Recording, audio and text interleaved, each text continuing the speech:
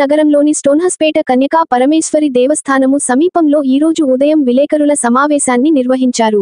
దీని ముఖ్య ఉద్దేశం ఆంధ్రప్రదేశ్ ఆర్యవైశ్య మహాసభ ప్రధాన కార్యదర్శి నిన్నటి దినం రాష్ట్ర ప్రభుత్వం కూటమి ప్రభుత్వం వైశ్యులను దృష్టిలో పెట్టుకొని మన గౌరవనీయులు పూజ్యులు పెద్దలు ముఖ్యమంత్రివర్యులు నారా చంద్రబాబు నాయుడు ఆర్యవైశ్యులకు వరాలు ఇవ్వడం జరిగిందని తెలిపారు. పొట్టి శ్రీరాముల వర్ధంతి అధికారికంగా ప్రకటించడం జరిగిందని పొట్టి శ్రీరాములు జయంతి సందర్భంగా 58 అడుగుల విగ్రహాన్ని కూడా ఏర్పాటు చేస్తున్నామని తెలియజేశారు.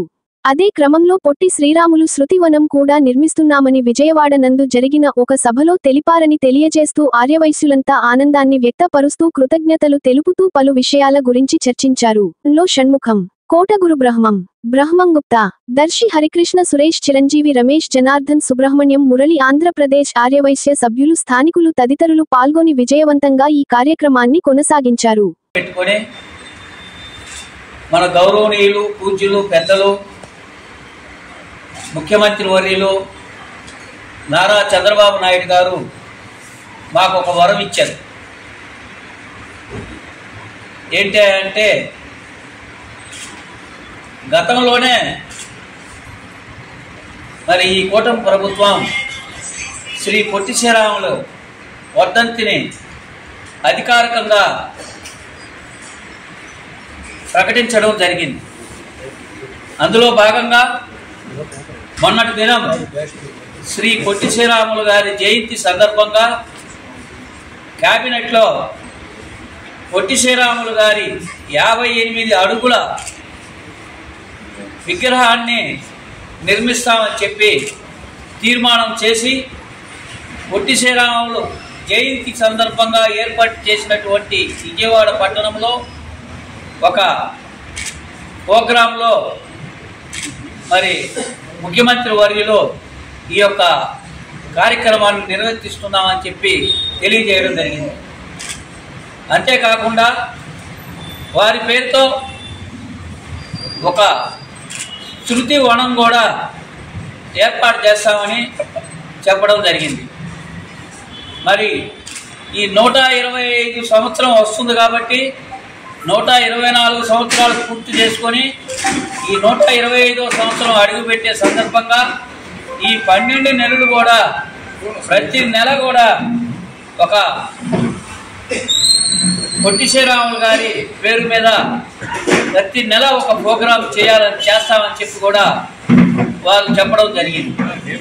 మరి మాకు పెద్దలైనటువంటి టీజీ వెంకటేష్ గారు, మా ఆర్యవైశ్య మహాసభ గ్లోబల్ చైర్మన్, అలాగే గౌరవనీయులు మా గౌరవాధ్యక్షుడు పెనుగొండ సుబ్బరాయుడు గారు, అలాగే మా రాష్ట్ర మహాసభ అధ్యక్షులు చిన్ని రామ సత్యనారాయణ గారు, వారి యొక్క ఆదేశాల మేరకి మరి ప్రభుత్వానికి మహాసభ తరఫున మేము ప్రత్యేక ధన్యవాదాలు తెలియజేసుకుంటున్నాం.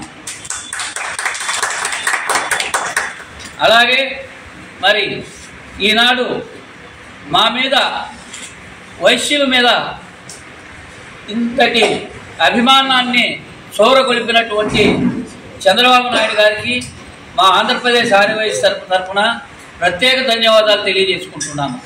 అలాగే పవన్ కుమార్ గారికి కానివ్వండి, లోకేష్ గారికి కానివ్వండి, అలాగే మా యువ నాయకుడు రాకేష్ గారికి కానివ్వండి, ప్రతి ఒక్కరికి కూడా ప్రత్యేక ధన్యవాదాలు తెలియజేసుకుంటున్నాం.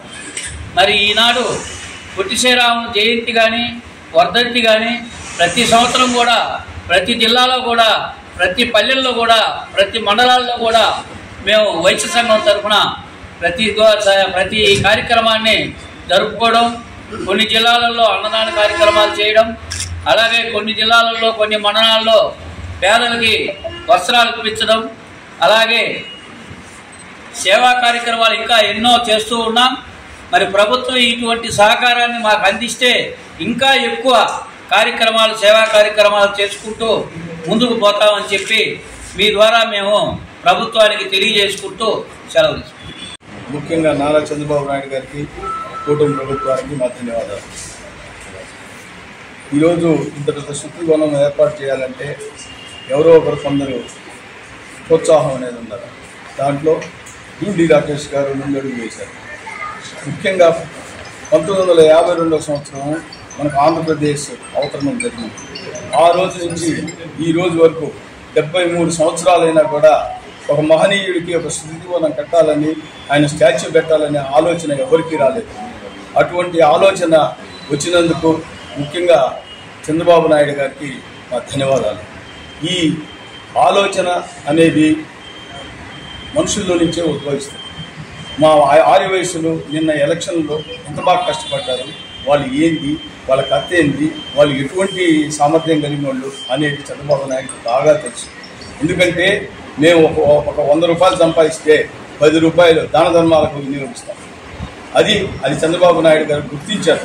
మేము ఎక్కడన్నా కానీ, ఏ ఊర్లో అయినా కానీ అన్నసత్రాలు కానీ దేవాలయాలు కానీ ఉంటే మా వంతు పాత్ర ఖచ్చితంగా ఉంటుంది.